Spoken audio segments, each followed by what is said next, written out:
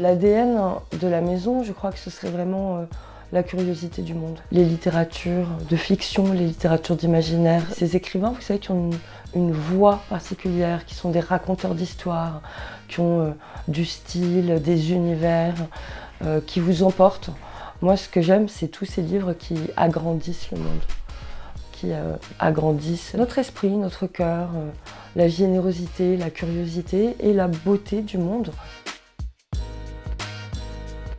Ce qui est assez amusant aussi, c'est que pour cette rentrée littéraire, on a deux écrivains français vraiment emblématiques du catalogue de la maison, qui sont Hubert Haddad et Marcus Malt, que je publie tous les deux depuis vraiment de très très longues années. Hubert, c'est un styliste merveilleux, souvent baroque, avec une langue somptueuse et qui va partir dans des imaginaires complètement fabuleux. Donc son dernier roman, c'est l'histoire de Papillon de la Frise. Alors, voilà, déjà, il fallait l'inventer, Papillon de la Frise. Et c'est l'histoire d'un poète qui devient immortel parce qu'il ne pourra mourir que quand il aura atteint la postérité. Et à travers ce personnage, on va traverser toute la littérature, tous les âges, et on est dans le grand roman d'aventure picaresque. Et puis, en même temps, on a un roman de Marcus Malt qui, lui, a démarré dans le roman noir, avec Qui se souviendra de Philly Joe, nous offre son grand roman américain. Vous voyez, on n'est pas dans le traditionnel franco-français, réaliste, on est dans les grands ailleurs. Autant l'un pourrait nous faire penser à Don Quichotte, celui d'Hubert Haddad, celui de Marcus Malt nous ferait penser peut-être à Nabokov. On a à la fois cette puissance d'imaginaire, cette puissance d'histoire, de fiction, et on a aussi tout le temps des écrivains qui sont passionnés par le matériau lui-même de la littérature. En littérature étrangère, on a un auteur qui rejoint le catalogue de Zulma, qui s'appelle Marcial Gala, qui est cubain. Là encore, on a cette présence de la littérature dans la littérature. Le roman s'appelle « Appelez-moi Cassandre ».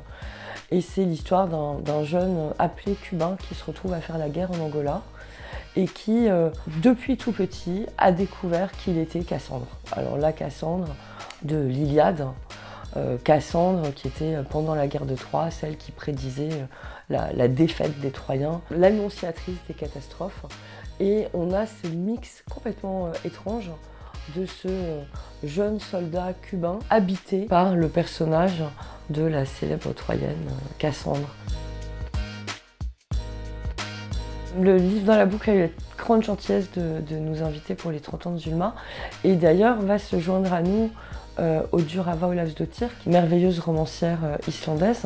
On a souvent associé Zulma à la littérature, disons, étrangère, plus exotique. Alors oui, on a des auteurs qui viennent des quatre coins du monde, d'Asie, d'Afrique, d'Amérique latine, mais on a aussi des auteurs qui viennent d'Islande. Quand j'ai publié Rosa Candida, c'était la vraie première incursion de la littérature islandaise dans le paysage éditorial français, et ça a été, je crois, un coup de foudre phénoménal pour tellement de lecteurs, parce qu'Audur Ava, elle est unique, elle a une poésie complètement décalée, elle est drôle, elle est attachante, elle est sensible, et en même temps, elle a sa manière très caustique et aiguë de nous parler du monde dans lequel on vit. Donc je suis ravie que Audur Ava ait pu se joindre à nous pour fêter les 30 ans de Zulma à Besançon.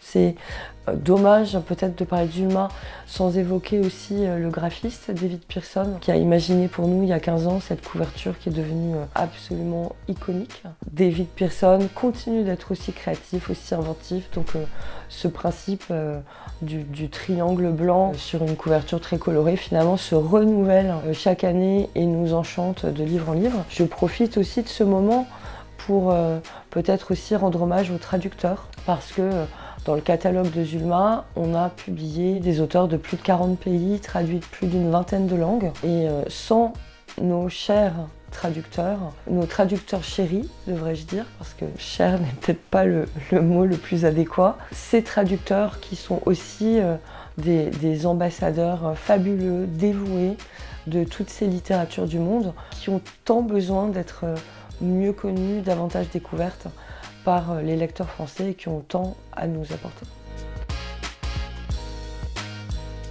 L'année des 30 ans, pour nous, c'est vraiment une année de tous les dangers. Je crois que comme beaucoup de gens, le Covid nous a fait beaucoup réfléchir. Un des axes de notre réflexion, ça a été de se dire que, certes, un éditeur publie des livres et les défend par l'intermédiation des journalistes, des festivals, des libraires, des bibliothécaires, médiathécaires, etc. Mais peut-être qu'on a le droit aussi de parler directement à nos lecteurs et de rassembler autour du catalogue de la maison cette communauté de lecteurs qui, je pense, sont très fidèles et très attachés à la maison. Dans cet état d'esprit, on a ouvert une librairie à Veules-les-Roses, Les Mondes de Zulma, dans lequel on prévoit de faire toutes sortes d'animations.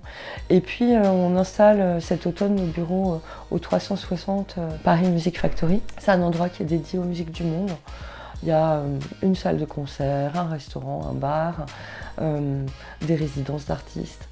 Il y a tout ce qu'il faut pour le maximum de convivialité. Et je crois que la littérature a aussi besoin de ça, d'endroits vivants, d'endroits de partage.